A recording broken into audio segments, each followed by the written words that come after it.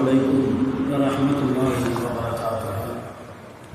أحمد الله العظيم ونصلي على رسوله الكريم أما بعد.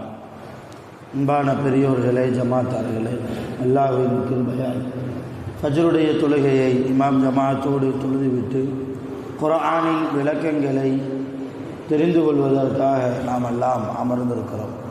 ரப்பு சுப்ஹானஹு வ தஆலா நம்முடைய எல்லா அமல்களையும் பரிபூர்ணமாக முழுமையாக கபூல் செய்வானாக. ஆமீன். ஹைர் பரக்கத்துகள் நிறைந்த நாளாக கெட்ட முடிவுகளை விட்டும், முசீபத்துகளை விட்டும், திடீர் மரணம், திடீர் ஆபத்துகளை விட்டும், மனித ஜின்களுடைய ஷைத்தான்களுடைய தீங்குகளை விட்டும் பாதுகாப்பு பெற்ற நாளாக அல்லாஹ் இந்த நாளை அமைத்து தருவானாக. ஆமீன். சங்கையானவர்களே, குர்ஆனில் இதா ஸுல்ஸிலத்தில் அர்து ஸில்ஸாலஹா என்ற ஒரு சூரா. இந்த சூறாவில் மறுமை நாளில் மனிதர்கள் எப்படி இருப்பார்கள், மனிதர்களுக்கு எதிராக சாட்சி சொல்லக்கூடிய சாட்சி சொல்ல வருவதற்காக எது வரும், சாட்சி சொல்வதற்கு எது வரும், அந்த நேரத்தில் மனிதர்களுடைய நிலைமை என்ன என்பதை இந்த ஆயத்திலே அல்லாஹ், இந்த சூறாவிலே அல்லாஹ் குறிப்பிட்டு சொல்கிறார். இதுதான் இந்த சூறாவினுடைய சுருக்கமான ஒரு கருத்தாக இருக்கிறது. இதா ஸுல்ஸிலத்தில் அர்து ஸில்ஸாலஹா, பூமி அசைந்து கொடுக்கிற போது, பூமி அசைந்து கொடுக்கிற போது, வ அஹ்ரஜத்தில் அர்து அத்காலஹா, இன்னும் அந்த பூமி தன்னுடைய சுமையை வெளியாக்குகிற போது, வகாலல் இன்சான் மாலஹா, பூமி அசைந்து கொடுக்கிற போது, தன்னுடைய சுமைகளை எல்லாம் பூமி வெளியாக்குகிற போது, வகாலல் இன்சானு மாலஹா, மனிதன் கேட்பானாம், இந்த பூமிக்கு என்ன ஆகிவிட்டது, இந்த பூமிக்கு என்ன ஆகிவிட்டது என்று மனிதன் கேட்பார். சரி, பூமி எப்பொழுது அசைந்து கொடுக்கும், பூமி தன்னுடைய சுமைகளை வெளிப்படுத்துகிறது என்றால் அது என்ன சுமை என்றால், நாம் நினைப்பது போல நிலநடுக்கம் கிடையாது. பூமி தன்னுடைய வெப்பத்தை வெளியாக்குகிறது என்று நாம் நினைப்பது போல இந்த ஆயத்திற்கு அந்த விளக்கம் கிடையாது. கியாமத் நாளில், கியாமத் நாள் வருவதற்கு முன்னால் 2 சூர் ஊதப்படும். 2 சூர் ஊதப்படும். சூர் ஊதுவதற்கென்று அல்லாஹ் ஒரு மலக்கையே நியமனம் செய்திருக்கிறான். முதலாவது சூர் ஊதப்படுகிற போது உலகத்தில் இருக்கிற எல்லா படைப்புகளும் அழிந்து போகும். மனிதர், ஜின்கள், மரம், செடி, கொடி, ஷைத்தான் உட்பட எல்லா ஜீவராசிகளும், கடலில் வாழக்கூடிய மீன்கள், காட்டில் வாழக்கூடிய விலங்குகள், எல்லா ஜீவராசிகளும் முதலாவது சூரில் அழிந்து போகும். 2வது சூர் ஊதப்படுகிற போது அழிந்து போன மனிதர்கள் மட்டும் எழுந்து வருவார்கள். அதுதான் கியாமத் நாள். அதுதான் கியாமத் நாள். சூர் ஊதுவதற்கு ஒரு மலக்கை அல்லாஹ் நியமித்து இருக்கிறார். அந்த மலக்கு பேர் என்னன்னு தெரியுமா? சூர் ஊதக்கூடிய மலக்கு இஸ்ராஃபீல் அலைஹிஸ்ஸலாம். உயிரை வாங்கக்கூடிய மலக்கு இஸ்ராயில் அலைஹிஸ்ஸலாம். மலையை தரக்கூடிய மலக்கு மீகாயில் அலைஹிஸ்ஸலாம். இப்படி ஒவ்வொரு துறைக்கும் அல்லாஹ் ஒவ்வொரு அமைச்சரை நியமித்திருக்கிறார், ஒவ்வொரு மலக்குகளை அல்லாஹ் நியமித்திருக்கிறார். அந்த அடிப்படையில் உலகம் அழிவதற்கு, சூர் ஊதுவதற்கென்று ஒரு மலக்கை அல்லாஹ் நியமித்திருக்கிறார். அவர் பெயர் இஸ்ராஃபீல் அலைஹிஸ்ஸலாத்து வஸ்ஸலாம். 2வது சூர் ஊதப்படுகிற போது அழிந்து போன மனிதர்கள் எல்லாம் மறுபடியும் உயிர் பெற்று அல்லாஹ்வுடைய சன்னிதானத்துக்கு முன்னால் வந்து நிற்கிற போது இந்த பூமி அப்பொழுதுதான் அசைந்து கொடுக்கும். என்ன அசைந்து கொடுக்கும்? அல்லாஹ்ட்ட வந்து சொல்லும், யா அல்லாஹ், இன்னென்ன மனிதன், இதோ அந்த அங்கே நிற்கிறானே, அவன் இவன், அவன் இவன், அந்த பெண் இந்த பெண் என்றெல்லாம் ஒரு நபரை கூட விடாமல் எல்லா நபரை குறித்தும் அல்லாஹ்விடத்தில் சாட்சி சொல்லும். என்ன சொல்லும் தெரியுமா? இவர் தொழுகையாளி, இவர் நோன்பாளி, இவர் நல்ல இபாதத்தாளி, இவர் யாருக்கும் கெட்டது நினைத்ததில்லை, இவர் என் மீது நடக்கிற போது பெருமையோடு நடந்ததில்லை, தற்பெருமை இவருக்கு இருந்ததில்லை, உன்னை பயந்து எனக்கு மேலே இவர் நடந்தார் வாழ்ந்தார், ரப்பே இவரை சுவர்க்கத்திற்கு நீ அனுப்பிவிடு என்று நல்லவர்களுக்கு சாட்சி சொல்லும். அதே போன்று யார் பொய் பேசி அடுத்தவர்களை பற்றி புறம் பேசி அடுத்தவருடைய குறையை கிடைக்கிற நேரங்களிலெல்லாம் பேசி வட்டி வாங்கி விபச்சாரத்தில் ஈடுபட்டு மது குடித்து இல்லையா அல்லாஹ்வுக்கு பிடிக்காத காரியத்தை எல்லாம் செய்து பள்ளிவாசலுடைய தொடர்பு இல்லாமல் பெருமையோடு கர்வத்தோடு என்னிடத்தில் பணம் இருக்கிறது என்பதற்காக மிகவும் ஆணவத்தோடு யாரெல்லாம் வாழ்ந்தார்களோ அவர்களை குறித்தும் இந்த பூமி என்ன செய்யும்? ரப்பிடத்தில் முறையிடும். அதுதான் வாஹரஜத்தில் அருளு அஸ்காலகா, தன்னுடைய சுமையெல்லாம் வெளிப்படுத்தும் அல்லாஹ்விடத்தில். அல்லாஹ் பொறுமையோடு இருந்தேன், உன்னை வணங்காமல் இருந்தான் இந்த அயோக்கியன், உனக்கு மாறு செய்தான் இந்த பாவி, நீ எதை செய்ய வேண்டாம் என்று சொன்னாயோ அதை செய்து கொண்டிருந்தான், உனக்காக நான் பொறுமையாக இருந்தேன், நீ மட்டும் எனக்கு பொறுமையை தரவில்லை என்றால் இவன் உலகத்தில் அட்டூழியம் செய்து கொண்டிருக்கிற போதே இவனை நான் விழுங்கியிருப்பேன், இவனை என்ன செஞ்சிருப்பேன்? விழுங்கியிருப்பேன் என்று அந்த பூமி சொல்லும். இதுதான் தன்னுடைய சுமைகளை வெளிப்படுத்தக்கூடிய அந்த நேரம். அது எந்த நேரம்? அதுதான் கியாமத்துடைய நாள். உண்மையான பெருமக்களே, சூரியன் எப்போ ஊதுவாங்க, எப்போ கியாமத்து நாள் வரும் யாருக்கும் தெரியாது. ரசூலுல்லாஹ் சொன்னாங்க கியாமத்து நாள் வெள்ளிக்கிழமை வரும்னாங்க. வெள்ளிக்கிழமை அன்று கியாமத்து நாள் வரும். இதை மட்டும்தான் ரசூலுல்லாஹ் சொன்னாங்க. எத்தனை ஆண்டுக்கு பிறகு வரும்? 2025 அல்லது 2030 45 எதுவுமே ரசூலுல்லாஹ் சொல்லலை. ஒவ்வொரு கிழமையிலையும் நாம் அதிகம் அல்லாஹ்விடத்தில் துஆ கேட்க வேண்டும். கியாமத்து நாள் வரக்கூடிய நாள் வெள்ளிக்கிழமை. இப்போ அதே நேரத்தில் உலகத்தில் பூமியில் வாழக்கூடிய நாம் இந்த பூமிக்கு சுமையாக வாழக்கூடாது, இந்த பூமி திட்டுகிற அளவுக்கு நாம் வாழக்கூடாது. நம்முடைய வாழ்க்கையில் ஒரு நேர்மை இருக்கணும், ஒரு நாணயம் இருக்கணும், அல்லாஹ்வுக்கு பயந்த வாழ்க்கை இருக்கணும், ரசூலுக்கு பயந்த வாழ்க்கை இருக்கணும். யாருக்கும் யாரை பார்த்து பயப்பட வேண்டிய தேவையே இல்லை. அல்லாஹ்வுக்கு பயந்தால் இன்னைக்கு சாதாரணமாக லைசன்ஸை வீட்டில் வச்சுட்டு போயிட்டேன்னு வைங்க, டூ வீலரில் போகிறோம், ஒரு போலீஸ்காரர் அங்கே நின்னார்னா பயப்படுறோமா இல்லையா? பிடிச்சாருன்னா ஃபைன் போட்டுருவார், 200 500, ஹெல்மெட்டு போடலன்னா 1000. பயப்படுகிறோம், அரசு அதிகாரிகளை பார்த்து பயப்படுகிறோம். ஏன்? அவர்கள் நம்மை போன்ற மனிதர்கள் தானே. இன்னும் சொல்ல போனால் அவர்களை விட நாம் சிறந்தவர்கள், நாம் மூமின்கள், நாம் முஸ்லிம்கள், நாம் தொழுகையாளிகளாக இருக்கிறோம், நோன்பாளிகளாக இருக்கிறோம், தர்மம் கொடுக்கிறோம், ஹஜ்ஜி செய்கிறோம், பள்ளிவாசலில் வந்து தொழுகிறோம், பள்ளிவாசலுக்கு நிறைய உதவி செய்கிறோம், ஏழை எளியவர்களுக்கு உதவி செய்கிறோம், இல்லாதவர்களுக்கு உணவு கொடுக்கிறோம்.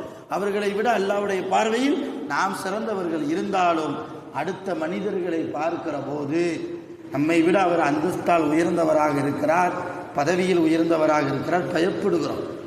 காரணம் என்ன? அல்லாஹ்வுக்கு நம்ம பயப்படலை, அதுதான் காரணம்.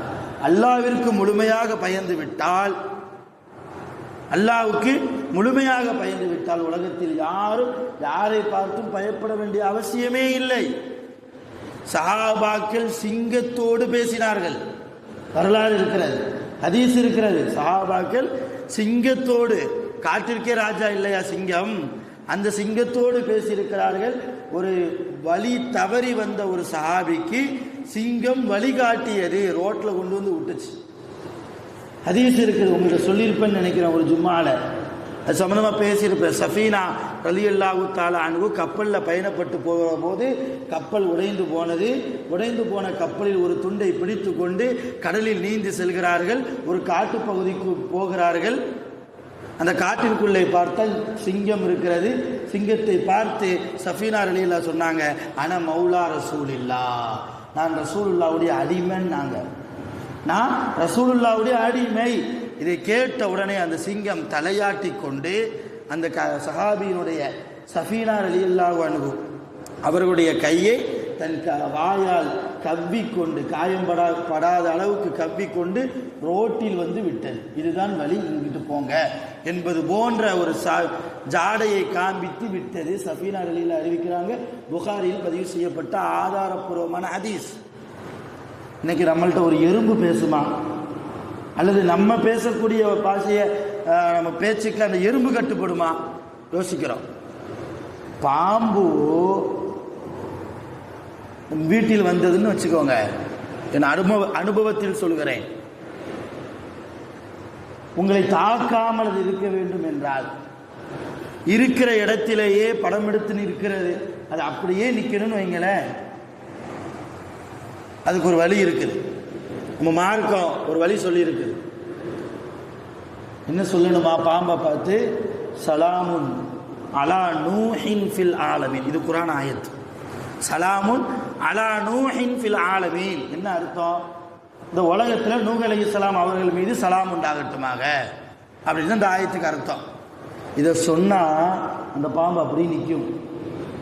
நீங்கள் அதை பிடிக்கலாம், பிடித்து பாதுகாப்பான இடத்தில் அதற்கு தேவையான இடத்தில் கொண்டு போய் விடலாம், உங்கள் தீண்டாது. இது என் அனுபவத்தில் பார்த்தது.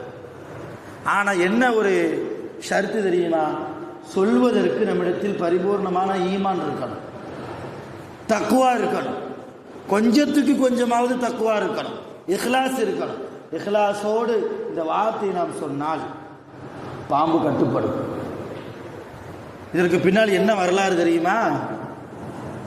அல்லாஹ் சொன்னா நூஹ் நபியை பார்த்து, கப்பலை கட்டுங்கன்னா, ஊரே உலகத்தையே அழிக்க போறேன்னா, வெள்ளப்பெருக்கை தூஃபான் வெள்ளப்பெருக்கை ஏற்படுத்தி உலகத்தையே அழிக்க போறேன், 3 ஃப்ளோர் கப்பலாக கட்டிக்க.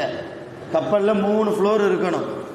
ஒரு ஃப்ளோரில் உன்னை ஈமான் கொண்ட மக்கள், இன்னொரு ஃப்ளோரில் அவர்களுடைய தட்டுமுட்டு ஜாமான்கள் எல்லாம் அவர்கள் பயன்படுத்தக்கூடிய ஜாமான்கள், 3வது ஃப்ளோரில் ஒவ்வொரு உயிரினத்தில் இருந்தும் ஒரு ஜோடி, ஒவ்வொரு உயிரினத்தில் இருந்தும் ஒவ்வொரு ஜோடியாக ஏற்றிக்கொள் அல்லாஹ் சொன்னான்.